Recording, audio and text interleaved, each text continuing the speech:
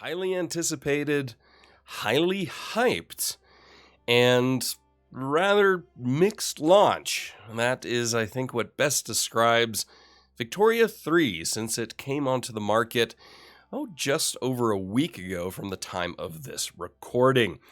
Hey everybody, Realm Builder Guy here, and welcome back to the channel. Well, needless to say, this was not actually the intended first full launch Victoria 3 video I was hoping to do here on the channel. And first of all, I apologize for my voice. Dealing with a bit of a cold, so if that sounds a little off to you, that is the reason why. But, you know, I got, full disclosure, I got the game from Paradox ahead of launch. I was traveling, so didn't get a lot of time in the game before it actually launched, just a little bit, and then quite a bit, or a bit afterwards. Not hundreds of hours like some people have claimed, because, you know, I've got work and a family, so, and I actually need to sleep. But enough to gain a really good initial impression. Also, reading a lot of reviews, a lot of feedback from people to kind of substantiate the things I've seen in the game. So it's not just me in my head going, okay, this seems a little bit off. But in fact, there are some key things that are off. I think probably One Proud Bavarian, he did a good review of it, saying it's an unpolished gem. And he was very direct about the issues in the game, as well as, you know, giving it, I think, a 7.5 out of 10. I think that's a little bit generous. I think a 6 out of 10 is probably where the game is right now. And so I would say it is, from the feedback, from what I've seen, what I've played, it's a little bare bones. It lacks a bit historical flavor, historical immersion. There are some clear AI issues when it comes to AI intelligence. Warfare, in my opinion, is just flat out a bit broken. I'll talk a little bit about that here. And there are a few other things like the UI. And again, I will talk about that. Accessibility, that's something One Proud Bavarian said very succinctly, and I agree completely with him, that it is a difficult to access game, especially for people that are new to Paradox games. It's very convoluted in the UI. I think that is me being overly kind and generous to it, to be honest. I think it's, whereas Crusader Kings 3, I think, has a very intuitive UI that's quick to click through. You know, one of the major issues that people that complain about Victoria 2, for instance, which is a game I love, is that the UI was outdated and just overly click heavy. Well, whereas in Victoria 3, it looks a lot nicer than in Victoria 2, which isn't surprising since it's been over a decade, I believe, since Vicky 2 came out.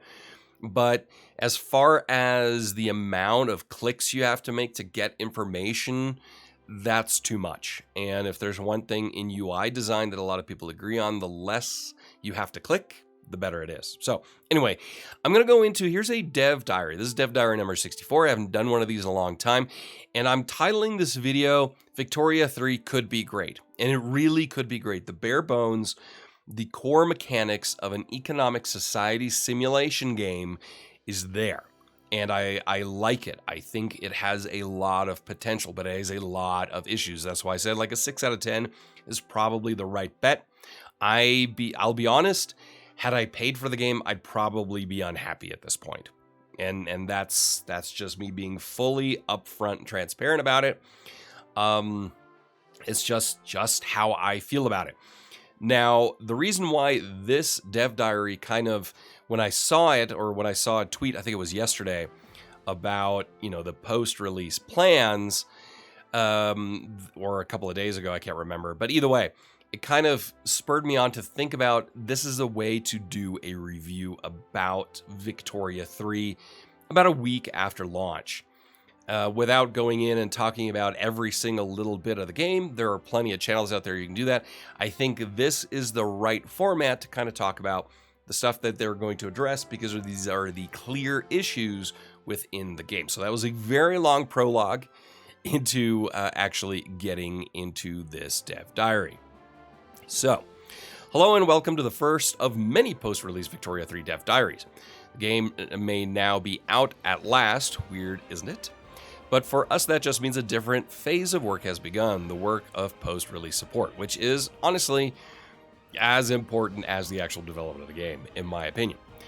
We've been quite busy collecting feedback, fixing bugs, and making balanced changes, and are now working on the free patches that will be following the release, first of which is a hotfix that should already be with you at the time of you read this. And that is true. There have been 2 hotfixes that have come out, and that are addressing certain key feedback elements and bugs and issues.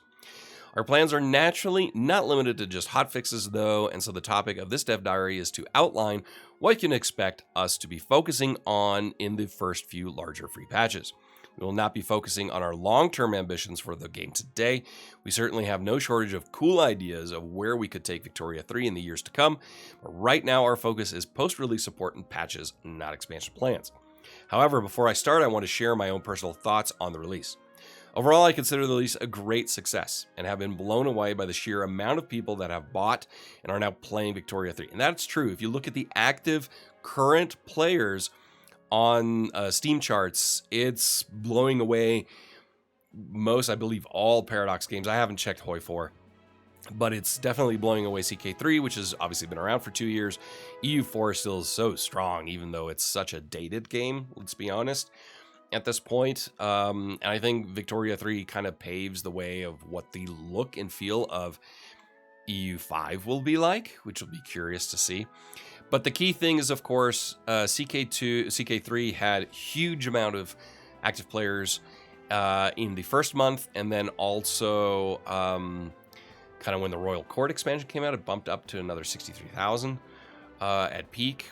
I think we've got 98,000 Victoria 3 peak, and those are huge numbers. Now, we'll see as these issues have cropped up and how quickly they address them if it crashes, because we can't forget there is that big elephant in the room called Imperator Rome, which I think is an amazing game, but has died. And I will do a video kind of post-mortem on Imperator Rome.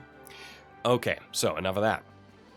I've had a hand in this project since its earliest in design inception, and I have been game director at Victoria 3 since I left Stellaris in late 2018. And while it certainly hasn't been the easiest game to work on at times, it is by far the most interesting and fulfilling project I've ever directed. The overarching vision of the game, a society builder that puts internal development, economy, and politics in the driving seat, may not have changed much since then, but the mechanics and systems have gone through innumerable iterations. Prominent internal joke in the team is just one more market rework, please, to arrive where we are today, at what I consider to be a great game, one that lives up to our vision, but one that could do with improvement in a few key areas. Okay, so obviously he's got to say it's a great game. I think it has the framework of an absolutely amazing game, but it is not a great game at this point. I'm sorry, it just isn't. It can be. It depends on how quickly they address a lot of these core issues within the game. So here's kind of the post-release plan. Click on that. You can see it right here. We've got a warfare, historical immersion, diplomacy, and other. And we will kind of take a look at that here during this. So first of these areas addressed is military. The military system, being very different from the military systems of previous grand strategy games, is one of those systems that has gone through a lot of iterations. While I believe that we have landed on a very solid core of how we want military gameplay in Victoria 3 to function, and we have no intention of moving back towards a more tactical system, it is a system that suffers from some interface woes and which could do with selective deepening and increasing player control in specific areas. A few of these things we're looking into improving and expanding on for the military system follow here in no particular order. 1. Addressing some of the rough edges and how generals function at the moment, such as improving unit selection for battles, balancing the overall progression along fronts. Adding the ability for countries to set strategic objectives for their generals. I'm sorry, that just had to. How that isn't in the game already is beyond me. Increasing the visibility of navies and making admirals easier to work with, or, work. Improving the ability of players to get an overview of their military situation, exposing more data, like the underlying numbers behind battle sizes. Yeah, you'd think that's kind of important. Finding solutions for the issues where theaters can split into multiple, sometimes even dozens of tiny fronts as pockets are created, experimenting with controlled front splitting for longer fronts. So the experimenting part is something I hate. Don't write that. I'm not a fan of that. This is about what's going to become in patches. Don't experiment, just do. For me, warfare is just broken right now. It's the least enjoyable part of the game by far. The fact that generals reassign themselves completely illogically is super frustrating. But I do like the approach to military and war in Victoria 3. Now, it's not tactical. You can't min-max your way through battles or anything like that. I like the Hoi 4 system, of course, because that's definitely just a war simulation beyond anything else. But I don't think you should go quite that extreme in Vicky 3. And the reason why I like the way it is that your society, your laws, your culture, the decisions you make as a country and as a leader will affect how your military operates. And I like that from a historical immersion standpoint. If we look at World War I as an example, Austria-Hungary had an incredibly inept and corrupt military system. It was completely outdated. It had some of the worst generals, and it had the worst, undoubtedly the worst head of the military to go into such a massive conflict. They were underprepared, poor troop cohesion, some of the worst generals in World War I, and they made bad decisions. And it's not down to at the time it was Franz Josef. It wasn't down to the emperor calling the shots on each occasion. It was down the ineptitude of the generals. And that slightly hands-off approach, I think, is a nice way of showcasing warfare in the 19th century. Think about the U.S. Civil War. It wasn't Abraham Lincoln calling the shots. It was the head of the army. When McClellan was running the Northern Army, it was getting its butt handed to it by the Confederates, because the Confederates had simply significantly better generals, better cohesion, better strategies, better tactics. No place was that more evident than, say, at Antietam, where McClellan made a lot of idiotic decisions. You put in Ulysses S. Grant, and all of a sudden the war turned also on a military side. Obviously, there was more to it than that, but Grant replacing McClellan was a huge, huge change. Franco-Prussian War. The Prussians, or the German front, it was just Prussians and their allies, had significantly better, more competent military organization than Napoleon III or subsequent French Republican forces. And that really made a huge difference, despite France being a bigger country with theoretically more resources. Prussia at the time and its allies was simply better organized with better generals. And that isn't something that the Prussian king or the French emperor or French Republic decided. It was basically based on what they had decided up to that point that led to that. So that's a long way of me going around saying I like the warfare military system in Vicky 3, but I think it needs to be refined dramatically. Even inept generals won't make the decisions in reassignments that I've seen in Victoria 3. So that needs to be changed. And naval warfare is just not good. All right. So next, second area, of course, a major area for me, historical immersion. While we have always been upfront with the fact that Victoria 3 is a historical sandbox rather than a strictly historical game, we want players to feel as though the events unfolding forms a plausible alt history. Right now, there are some expected historical outcomes that are either not happening often enough or happening in such a way that they become immersion breaking. Again, in no particular order, some areas targeted for improvement in the short term. Ensuring the American Civil War has a decent chance to happens in a way that makes sense, slave states rising up to defend slavery, etc., and isn't easily avoidable by the player. Yeah, this is a major thing. You can basically avoid the Civil War every single time just by gaming the system. Not playing necessarily the way I do, but even if you play the way I do, which leans into history, you pretty much can avoid a Civil War. Which is something the United States wanted. I mean, nobody wanted the Civil War at the time, but it kind of happened. And even if you don't want it, for it to happen is very, very important. Tweaking content such as the Meiji Restoration, Alaska Purchase, and so on in a way that they can more frequently be successfully performed by the AI through a mix of AI improvements and content tweaks. Here's another thing. AI improvements. This is a major thing. The AI, in my opinion, in Victoria 3 as it is right now, is stupid. It is not a very good AI. It makes some decisions. I mean, the AI is always inferior to a human player. I mean, we've seen some crazy stuff in Crusader Kings 3 and other games, but it's It's pretty rough in Victoria 3 right now. Working to expose and improve content such as expeditions and journal entries is currently too difficult for players to find or complete. Yes, I mean, that's a UI thing. I mean, the UI just needs an overhaul, in my opinion. It's too convoluted right now. Ensuring unification, such as Italy, Germany, and Canada, doesn't constantly happen decades ahead of the historical schedule, and increasing the challenge of unifying Italy and Germany in particular. For me, I haven't done a Prussia playthrough. I've seen other people do it, and a lot of people stumble into unified Germany really early, super quickly, and easily. General AI tweaks to have AI countries play in a more believable, immersive way. I mean, that kind of comes down to what I just said earlier, that the AI it's pretty stupid. I mean, it's very, very rough. Here you can see we're balancing cultural, religious tolerance laws by having more restrictive laws increase the loyalty of accepted pops. So there's actual trade-off involved. I do really, really like that. The third area is diplomacy. Well, I think we do have quite a good and not in need of any significant, or what they have here is good and not a significant redesign. I agree. I don't think it needs to be a redesign. I think it needs to be tweaked to a degree heavily. This is an area that could do with even more deepening, and there's some options we want to add to diplomacy and diplomatic plays. So reverse swaying. That is the ability to offer to join a side in a play in exchange for something.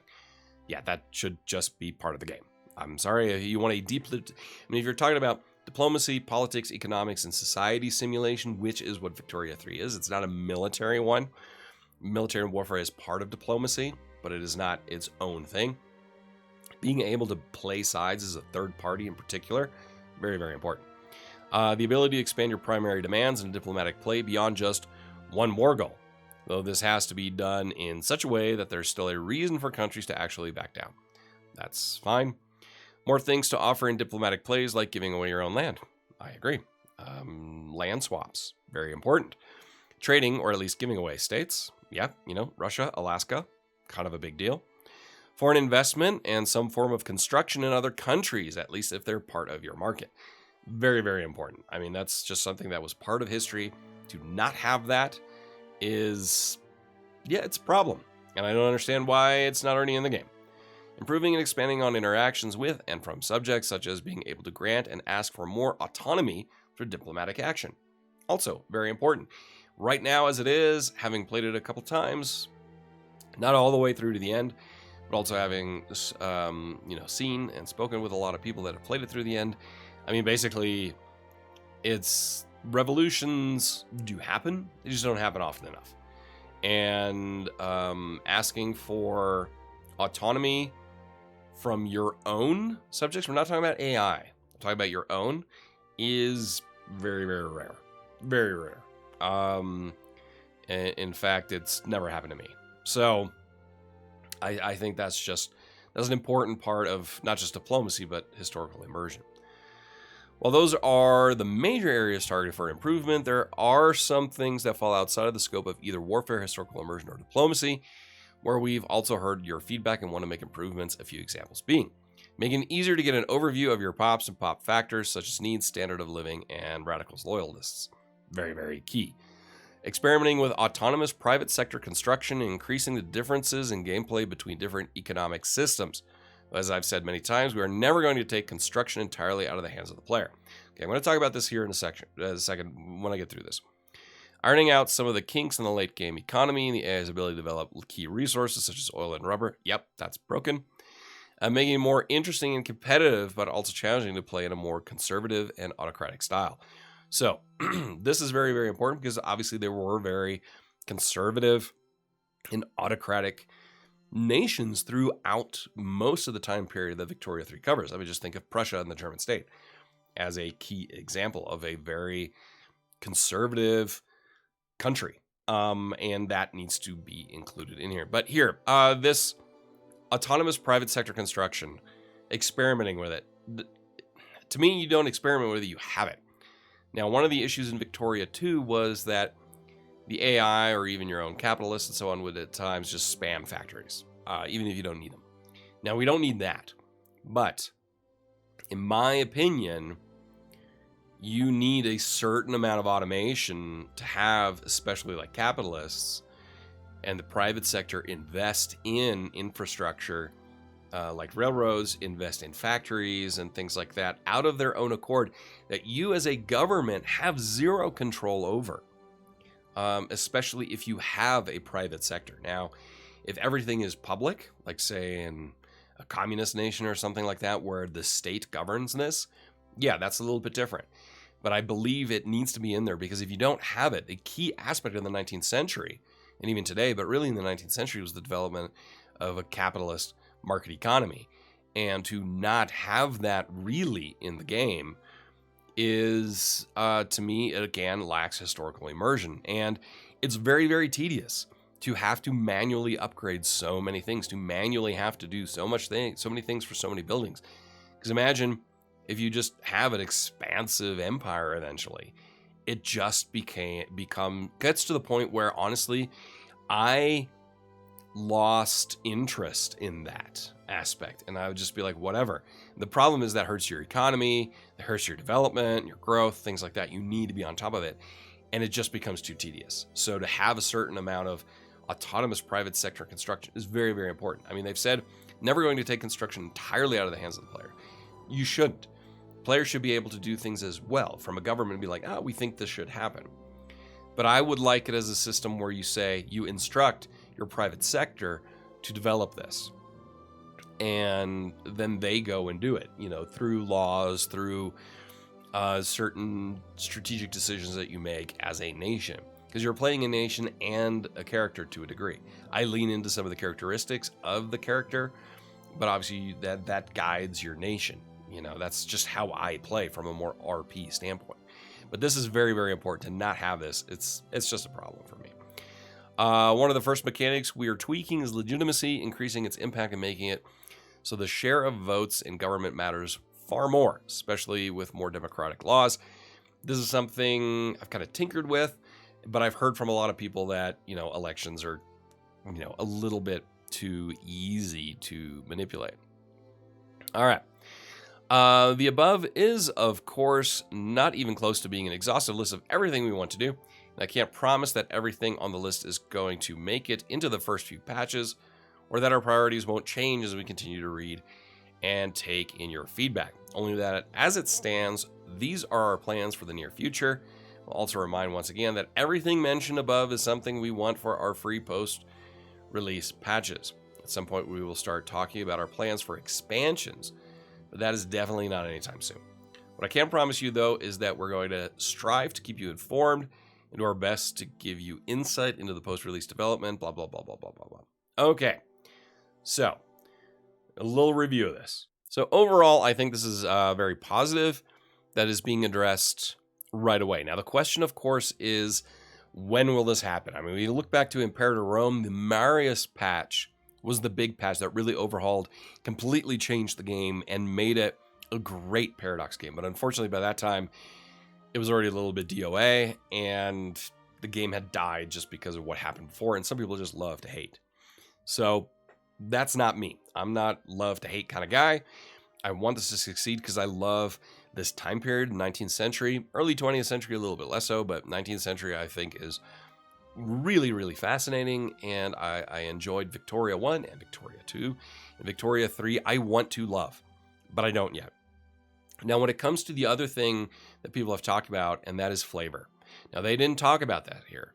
And the reason why they don't talk about it here is, and this is purely speculation, is it's bare bones on historical flavor because that's going to come in expansions, in DLCs, in flavor packs, $10 here, $20, $30 there. That's where that's going to be built into. Right now, the flavor is in the major nation playthroughs. That's really where the immersion and interest comes from. Now, I will remind you, one of the most popular and successful games in Paradox in the last few years, of course, is Hearts of Iron 4. I love Holy 4. When it initially came out, I played a lot of it, but it was very, very bare bones. I don't know why I'm saying bare bones, because it focused mainly on the majors. Now it's expanded super in depth, and there's a ton of flavor and a lot of things you can do. And obviously, I wanted more and more immersion, so I just bought more and more of their DLCs and flavor packs and racked up quite the bill on Hoi 4, even though it's never been on this channel, and I don't really play it that much anymore, but I still buy it. And the same thing will happen with Victoria 3. I remember in Hoi 4 when it first came out, yeah, I did a Germany thing, you know, take Germany and move it into a democratic direction, which was a ton of fun, and then quickly flip-flop, and it basically becomes a Cold War. That was really, really fun. I did an Italy one just because, you know, it's kind of tutorial island. And then the first one, this was before any additional DLCs came out, I went to South Africa. I was curious to see how that plays out. It was super bland. There was just not enough there. Now that's different. Victoria 3 is going to be identical to that. So right now, if you want to get the experience, play countries like Prussia, Britain, the United States, France to a degree. But other places, just minors. Right now, it's just a little bit boring. I mean, there's just not much there, and that is typical. I mean, even look at things like Imperator Rome. For the longest time, it was a handful of factions that were interesting, and then they added more with time. The other thing is, don't forget mods. Mods on the Steam Workshop can add a ton of interesting content. The same is also still true for CK3. I mean, there's a lot of room still for CK3 to add, and I think it'll come eventually. So those are kind of my thoughts as far as my plans for Victoria 3. So I'm not going to do a playthrough just yet. I want to see some of these major patches come through. I specifically want warfare to be improved. I want a more autonomous private sector when it comes to developing things. Once those are done and in, then I believe the game is at a place where I will enjoy it with you in playing a nation and having some fun with Victoria 3. As it is right now, I'm still kind of enjoying it, but not enough that I'm willing to put it on the channel and be like, hey, let's do a Let's Play with Victoria 3. Aside from which, I'm actually going to be gone from mid-November to mid-December. I'm going to be over in Europe, which will be fun. But obviously that doesn't really leave a lot of time for this. And obviously this year has been a little bit difficult for me with content creation since the spring. It's only been one video just because life has been super busy. I'm hoping once I get back from Europe and, you know, then we'll have a little bit more time, more Victoria 3 videos, definitely more CK3 videos, and a few other things like that post-mortem on Imperator Rome. I may be able to squeeze that out between now and then, but we'll see. But I will do kind of historical start guides, you know, like I've done with Crusader Kings 3 and Imperator Rome. Like this like geographic area. This is what's interesting here. Originally, I had planned to do all the continents, but given the lack of flavor, it just falls a little bit flat right now. So I'm going to pick individual countries and do maybe short hits on the historical background of the nation at a given time. You know, 19th century, post-Napoleonic era, up to the start date, and kind of where the 19th century kind of led with them, and some possible strategies if you want to play in a historical fashion. But I just feel like the game is still lacking a little bit in that. Yes, I could do a top 5 to play nations, but, you know, I mean, you've probably already seen a dozen of those. If you're still interested in that kind of stuff, please let me know down in the comments about what you would like to see from me on Victoria 3.